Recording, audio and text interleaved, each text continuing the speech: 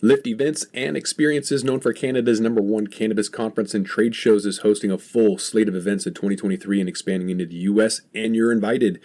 Lift welcomes everyone from legacy participants to multi-state operators to everyday folks who can enjoy and respect the plant.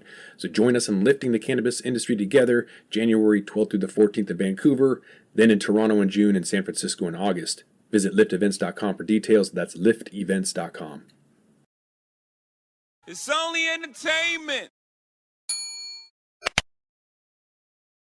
Welcome back to The Talking Hedge. I'm Josh Kincaid, Capital Markets Analyst and host of your Cannabis Business Podcast. With me is Dr. David Cunic. He is with U.C.S. Advisors. Dr. David, thanks again for being with us on The Talking Hedge. Thanks for having me here, Josh. And don't worry, I made sure I wore the Cannabis pot leaf jacket for all your viewers. They love it. They were dying to get that. This is not your first rodeo. What keeps you coming back to MJ BizCon? Why are you here? So great question. I've actually been to every MJ BizCon since the inception. 11 years. Yeah, 11 years. And it's interesting to see how much it's grown more and more and more. So why am I here? Well, a lot of people forget I actually used to own a cannabis testing lab right here in Las Vegas. So I have a lot of clients here in Las Vegas. I have a lot of investors out here in Vegas. And also, too, it's great because this is one conference.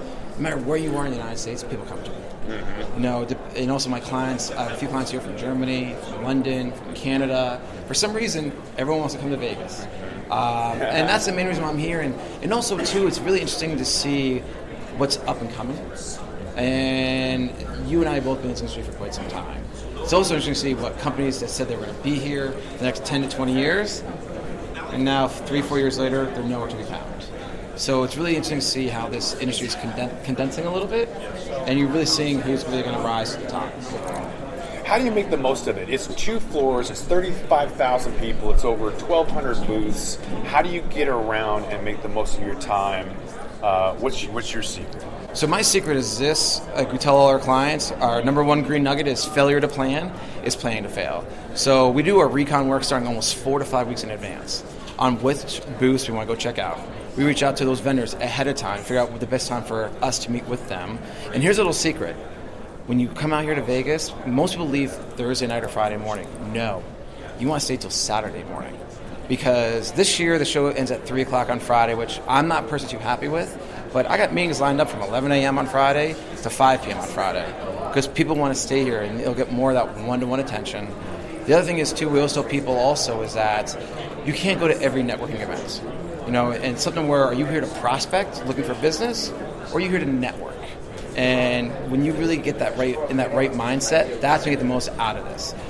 This year we have approximately 83 booths that we're going to talk to, which is a lot, over 2.5 days. But those are people, booths that either one, we're interested in their product or their service, or one of our clients is interested, and so instead of them flying out here, we're their liaison for them. Okay.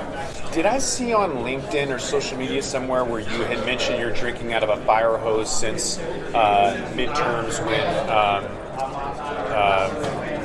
Missouri and Massachusetts? Maryland. Thank you. Are there a lot more real estate investors knocking down your door? Oh my God. We have more real estate investors coming to us. And what's interesting is that people did really well in real estate the last couple of years. Now, the way the market is, a little flatline, a little overpriced, these real estate investors have extra capital. And now they're starting to look at cannabis companies for them to invest in. And we've had more real estate investors reach out to us in the last 3 weeks than we probably have in the last year combined. Because they have extra money, they want to spend it before the end of the year, and they want to invest in the next up-and-coming companies. Almost kind of like those cannabis companies that are just about done with their friends and family around and start on their Series A, or they're almost done with their Series A, and next year they go on their Series B. And the one thing, Josh, I mentioned in that LinkedIn post is that there's some really great cannabis companies. Their valuations are going up 30, 40, 50, even 80% come Q2 of next year. And what we're really seeing is a lot of cannabis companies, 2022 was a rebound year for them after COVID. And then they're continuing to grow. And now with more expansion, I mean, real estate investors are saying, hey, I want in. What's the investor profile on that? Is it conservatives that want the collateral on real estate, or why is it? I'm assuming that the real estate is a higher demand than the private equity as of right now. Why is that? So what is it about real estate that's just so hot right now? So let's take a step back, though. It's not so much the real estate investors going after and actually investing in actual real estate. It's more of they did so well financially the last couple of years that they have extra dry powder they're looking to deploy. And now they're not as conservative, so they're taking a little bit more risk. And they're saying, okay, you might not own the property or the building, but you got that 7-year lease. Hey, you're already generating revenue. You need an extra couple $100,000? Sure, we'll get involved. In terms of different states, like let's use Michigan. Michigan technically has unlimited licenses, but if we peel back the onion, well, only 29% of all the towns in Michigan have opted in. And then we peel back the layer a little bit more, like you look at Grand Rapids, Michigan.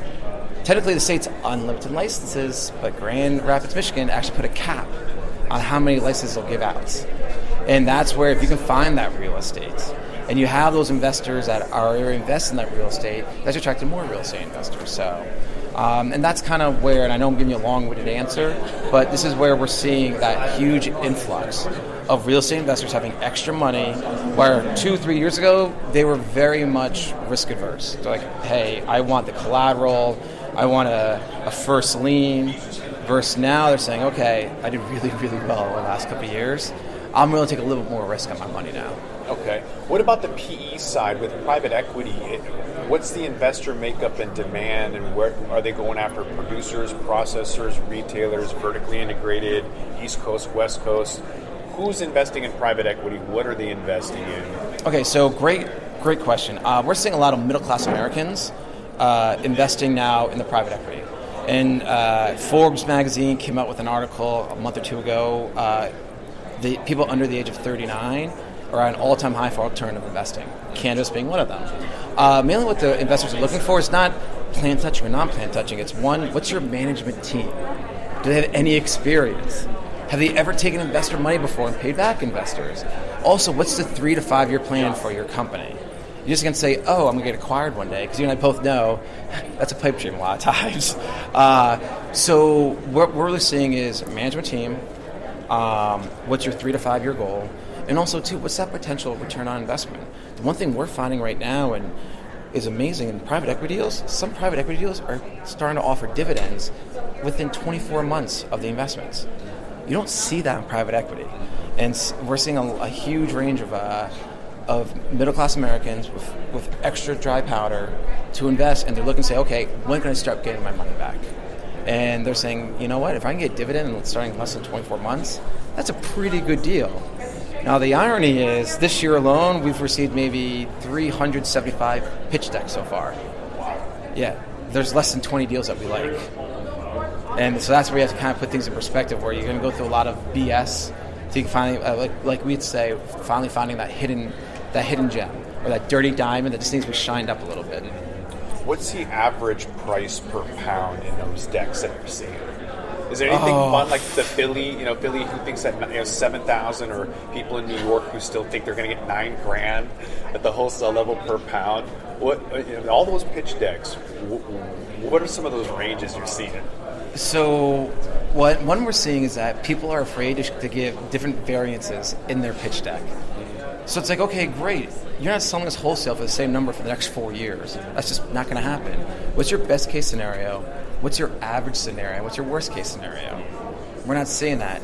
I think the most interesting number I've seen is someone said they could grow a pound of cannabis all in for $204. And I'm like, how can you grow a pound of cannabis for $204 of good quality product? And I interviewed somebody who's selling it at $150 a pound. I don't know what the quality is. I mean, you can see my facial reaction. Everyone's here can see my facial reaction with that. It can't be good. That's, and I think the most obnoxious number I've seen wholesale right now is, I won't say which state, someone thought they could still get almost $11,000 wholesale. Wow. And I'm like, no. And that's where it goes back to also investors. Okay, what's your management experience? What have you actually acquired before in the past? What have you sold before in the past? And also, your numbers are not going to be the same for the next 4 years. But the other thing is, too, like, what amazes me is your staffing numbers are going to be the same for the next 5 years? No, that's not happening. But your profits are going to go up dramatically. It doesn't add up. And this is 2022, almost 2023. You and I, we remember back in cannabis in 2010, 2000, maybe even 15. There's a lot of what we call MSU, make shit up. All right, that's not the case now. There's research, there's history, and if anything, you have a more sophisticated investor now in this industry. Yeah, like the arbitrary $420 million valuation weed maps. What? Yeah. Where are people putting their money at? Is it on the grow, the manufacturing, retail? Are you seeing a specific sector and where money's flowing? Sure. Or preferred? So great question. For plant touching, we're seeing a lot of people going after manufacturing. Huge need in manufacturing. And a lot of people want to do manufacturing. In terms of dispensaries and grows, the social equity applicants or the micro licenses, very, very difficult. Investors are saying, I can't really get a great return on investment on that, so why would I do that? And we're also seeing a huge influx in non-plant touching. And for the non-plant touching is also, okay, how can we take your technology, what you're doing, and also apply it to outside of cannabis? And we're starting to see that as well, too, especially with the psychedelics. And we're seeing a lot of non-plant touching companies do stuff in cannabis and also psychedelics. And that's really attracting investors as well, too. Do you have any green nuggets that you want to leave us with? So my green nugget is this. Everyone here, make sure you do your follow-up within 5 to 6 business days. Follow up before Thanksgiving. Okay? People just say, oh, I'll do it in the next 2 or 3 weeks. No. You're going to lose that potential lead. Too cold? Yeah, it's too cold. And I tell everyone, even just a quick email saying, hey, great meeting you. I'll follow up with you again the week after Thanksgiving. Is there a better day that works, or is there a day that works best for you? That's it. Plain and simple, because people, you want to be top of mind. And especially when it comes to people trying to get money, it takes on average 8 touches. 8 times you're going to talk to that potential investor that actually give you money. And last but not least, I'll tell everyone right now, is that it's fundraising season. Between people getting their tax returns, people now that the midterm elections are done, people have money they want to spend and invest for tax reasons before the end of the year. So this is the best time of year to actually go out, raise that money, do your follow-ups, do your leads, and make sure you follow up. If people want to follow up with you, where can they do that at? The best way is you can reach out to me on LinkedIn. You know, I post almost 6 days a week. Or they can just reach out to me at David at U.C.S. Advisor.com. And for all the lovely listeners, our work number is 201-252-7170. All right. And I want one last piece of green nugget, all right? We tell everyone this. There's a lot of third-party lending going on now. And one of the biggest mistakes we're seeing right now is people are trying to give away equity right away without taking on some debts. And we're telling people, if you can only get a couple $100,000 in debt, do that. You'll take your company and keep growing it, so therefore your valuation gets higher. Therefore, you give away less equity down the road. And that's the biggest piece of advice we've been giving to everyone the last 2 quarters here this year. People are taking notice because there's a lot of debt issuances out there, so somebody's listening to you. Yep. All right. I think with that, we're going to have to roll this one up. So I want to thank my guest, Dr. David Cunic, U.C.S. Advisor. Appreciate you being on the Talking Hedge. Hey, thanks for having me, Josh. It's always a pleasure, man. I'm Josh Kincaid. This is the Talking Hedge. Don't forget to like, share, and subscribe, or don't. And I'm out. Don't forget to smash that like button on your way out and check out these other videos that we've got.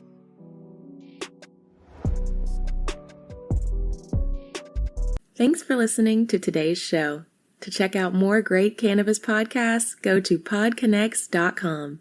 Here's a preview of one of our other shows. Hi, I'm Gary, and I invite you to discover the Cannabis Podcast, a bi-weekly podcast focused on a Canadian's cannabis culture. I would be the Canadian, and my cannabis passion and culture has been building for 5 decades.